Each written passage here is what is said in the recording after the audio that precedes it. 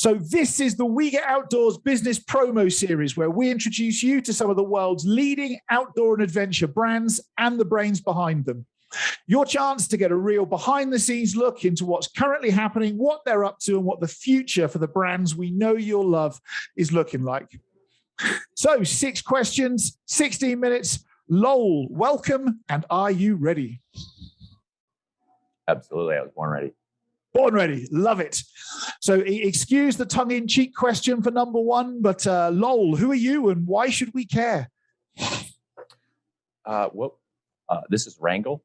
Wrangell is a specialty outdoor equipment company, and we make specialty outdoor equipment for people that are outdoor gear professionals. They work in the outdoor industry day in and day out, as well as dedicated adventurers who just demand the utmost from their outdoor equipment. Awesome. So what is it that our listeners should know about Wrangell gear? I have a background as a big game guide in Alaska, and the concept for Wrangell, when it first came about, was I had outdoor gear that had worked pretty well. Knew quite a few other guides that used similar gear, worked pretty well, but they thought they could be improved upon. And so our outdoor equipment designs, as we were making custom equipment for kind of one-off type projects, we had the perspectives of people with multiple different backgrounds. We'd have an engineer, then we'd have an end user, then we'd have somebody that was maybe instrumentation tech, somebody who was a software engineer, all coming and saying, hey, I want this piece of gear designed, I want that piece of gear designed, I need it to do this, I need it to do that. So they approached solving problems from very different perspectives. And so we incorporated all those different viewpoints into a couple of our flagship products. And we've been transitioning from more of a custom outdoor equipment, one-off type gear company to a e-commerce-based platform that has stock that we can go ahead and sell directly to customers online. So we're taking some of our best products we made for clients that want a custom piece of equipment, turning that into something that's available for more than just that one individual. Fantastic. So apart from that, what is it that, and listen, there's plenty of other brands out there that sell gear for people who want to go and frankly abuse it and get away with abusing it in the outdoors. What else is there that sets Wrangler gear apart from all of that competition?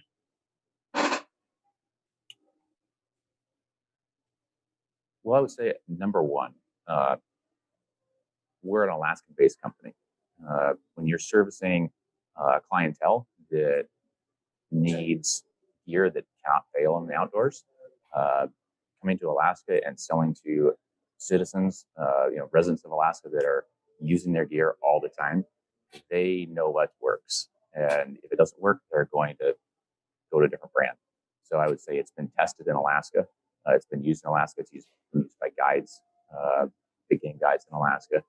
And they have high standards just because of the environment. It demands high quality equipment. So I'd say that's a bit more of a unique aspect about the company.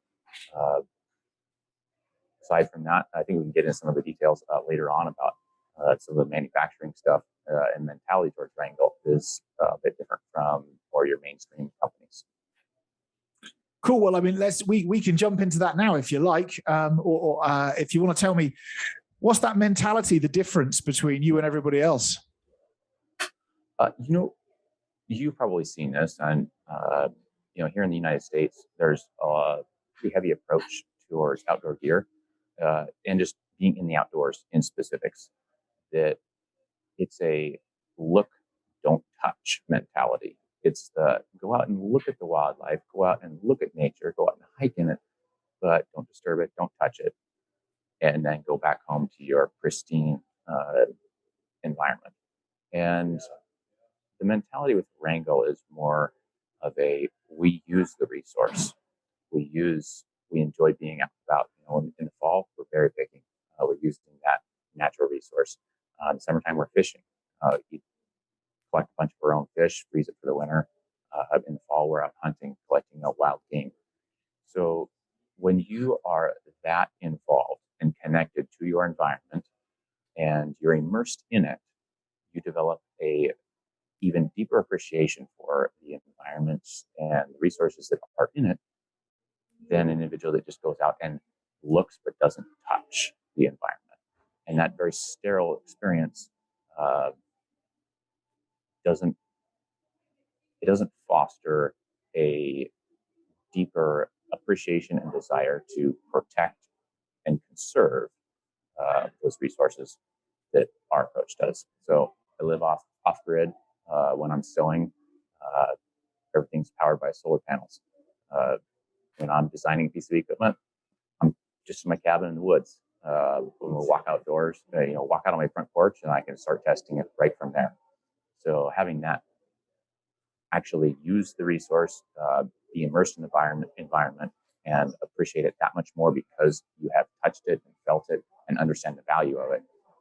That's important. And so when you're buying a piece of wrangell equipment, you are agreeing, so to speak, with that mindset towards we're going to use the environment, we're going to use the resources in the environment, but we also want to protect, preserve, and conserve it. Yeah, that's incredible because you need moose next year to go and harvest to then go and fill your freezer for the winter. Hey, and if there's no more moose, life gets very hungry very quickly. Absolutely correct. One of the things that I love seeing most is in the springtime when we know we've had a good year for the moose. We'll see cows walking around with twin calves that are just roly-poly, fat, really healthy, and that's a wonderful thing. I absolutely love seeing wildlife make my property to the best of my ability into a nice wildlife habitat. Baby grouse, mama grouse will be picking away at grit on the driveway in the springtime, and they'll be bringing their baby moose calves by. The cows will drink out of some ponds that they have on the property, and it's a wonderful thing. That's incredible. That connected to your environment. I love it. I love it. So touch but don't abuse seems to be an approach that you've got going. Like really connect with what you've got around you. Now, absolutely. Lowell, I've interviewed hundreds and hundreds of outdoor business owners, and there's one thing I know that you've all got in common, and I put myself in that category as well, is that we've all got a big secret thing, a project, a thing that we're working on that we know our customers will love when we release it. Now, you've already mentioned the e-commerce going forwards, having stock, less made to order, and more off-the-shelf availability. But what's tucked away in your cabin that you're working on and tinkering with that you just know when you press go on it, the customers will be falling over themselves to use it or want to use it? Well, I got 10 different projects. I got so many irons in the fire. I couldn't possibly mention all of them, but I would say the biggest thing right now is a backpack. It's an external frame backpack bag that you can attach to your external frame of choice. It's pretty versatile in that regard. So I would say in the 50s and 60s, I believe, there's a company called Camp Trails. They really revolutionized the aluminum framed outdoor backpack. And I think it started in a couple's garage down in California. And that aluminum frame, I think Kelty bought them out. Don't quote me on that. But it's now the most popular frame. I'm sure you've seen the old Kelty or Camp Trails backpacks. It is a wonderful frame design. It was a huge improvement on what was available prior to that. And so in Alaska, that backpack frame has been kind of a standard. People know that if you need to haul heavy loads on a backpack, you really need to use an external framed backpack. And so there's a company that is Alaskan-based that worked with Camp Trails, and they basically just beefed up that original design. And that has hauled more critters out of the backcountry in Alaska than I think any other backpack. It's the wild game hearse for Alaska. There's been many a sheep, many a moose that have hitched a ride out of the backcountry on one of those. So those external frame backpacks were wonderful, and they still are. They're very functional. But since the 70s, 80s, etc., there's been a lot of technological advances in materials and also in design capabilities, just manufacturing. And so the Wrangell Revelation backpack, called Revelation 7800, is basically 21st century technology meets frame backpacks. And it is stout enough that you could haul a mastodon out of the backcountry. But when you're using the wrangell version, you're not stuck in the Stone Age of technology. So that backpack, like I said, we're working on getting that manufactured. And once we get it manufactured, we'll be able to hand it out to people, sell it on our e-commerce platform, get it in the hands of end users. And we're also working on a frame to go along with that. Presently, you can attach the backpack to your frame of choice. Go to our website, wrangellgear.com, and look that up. You can see some of our recommendations for some of those backpack frames we think work best, or just designed well, work well with our backpack bag. But we are in the process of making our own frame. So that's pretty exciting. That is awesome. That iconic external frame is something that, like, in every Hollywood outdoor movie, anything and everything, you always see it, don't you? With the coming behind. I know it only too well. It's brilliant. Yep, it's like I said, very iconic, very functional, but it's kind of stuck in the 80s from the design and technology standpoint. So we're updating that. We're bringing that 21st century technology and thought process towards making a very durable outdoor product that still holds the same values of the durability that you expect from an age-old product like that. Fantastic. Put me on your customer list. I'll be there. So I've worked in the outdoors for over almost 30 years, rather. And it would be fair to say the past 18 months has been the weirdest 18 months I've ever experienced in the outdoor industry, thanks to COVID.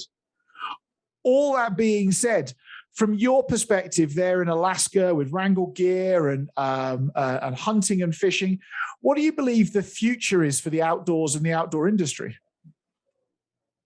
To be honest, predicting the future is something I leave to individuals that are more experienced than that, or myself. But I would say that the direction I would like to see the outdoor industry kind of go is, like I was mentioning earlier, we have a very hands-off approach in a lot of respects to the outdoors, and it breeds a certain amount of ignorance. And if we can change that, if people are able to use the resource responsibly and care for it, they appreciate it that much more. It's the difference between being given a sports car at 16 or earning the money and buying the sports car of your dream at 40. You approach taking care of it vastly different. So if we can foster the deep appreciation for resources that we do have, being out in the outdoors, just the rest and relaxation, the rejuvenation that comes from that, I see that as a wonderful thing. Like I said, I'm out working on backpack projects in my off-grid cabin, and it's completely possible in this day and age. So if we foster more of that mentality, you can live pretty much wherever you want. Satellite internet, you can work remotely. There's a lot of that going on these days, and if you get to pick the environment that you get to live in and can make your work around that, that's a wonderful thing. And I think it promotes overall a more educated population in regards to the outdoors. They'll appreciate it more. I love it. I agree completely. And as I said before we hit record, I'm just moving to the middle of nowhere with satellite internet to go, I guess, live part of my dream, join you in the off-grid movement. So there's so many more people since COVID who've suddenly got to experience the outdoors again. Maybe they went into the outdoors when they were in the Scouts, when they were younger, and then COVID reminded them that they'd been deprived of it and they could get out and they could go and enjoy it. What's your message to all those people that are getting out in the outdoors? What's your views? What's your thought? What would you like them to take away from this? Oh, I would definitely hope that they are inspired to get out and learn. Class is always in session, no matter where you are at, whatever age you are. I say every day I try to learn something new, and the day I quit learning is the day I hope that I die. So when it comes to the outdoors, just get out there. There are a ton of different resources available to you. I would say number one is the Park Service, just your state park service, as well as the Forest Service. look it up online, Google it. You can find your nearest ranger station, your nearest park office. Talk to them. Say, I'm looking at getting into the outdoors. Where's a good place to go camping? Where's a good place to go hiking? And then once you know, educate yourself a little bit online about things you need to know, maybe poisonous plants or other maybe environmental hazards where you're going to be recreating, and then just get out there. People have been living in the outdoors for thousands, maybe millions of years. If there's that many people that have survived and that many people have done it, it couldn't be all that complicated. So it's similar. People wonder about, oh, do I need to read this book, 101 ways to, or 101 things I need to do to raise my child, perfectly, or take care of my baby? Like, no, people have been having kids for thousands, millions of years, and it couldn't be that hard. They figured it out. You can get out in the outdoors and figure out your approach from there. Just experience is important, and you can't gain experience without getting out there and making those mistakes. Just trying to avoid making the big ones by educating yourself about those big mistakes before you go out. Awesome. I love it. I love it. So, folks, I want to encourage you all to go and check out Lowell, check out Wrangler Gear. And you can do that by visiting their social media and website, everything like that in the description below. Lowell, I want to thank you. Thank you so much for your time today. And I truly hope that 2021 and 2022, whoa, I'm tripping over my own words, is going to be epically successful for both yourself and everything Wrangler Gear. So thank you very much. Look forward to hopefully having some listeners come over and follow us on Instagram and Facebook. Our handle's wrangell Gear. We're named after the Wrangell St. Elias National Park here in Alaska, so spelled just the same way. Look forward to continuing the conversation there. Awesome. Stay incredible.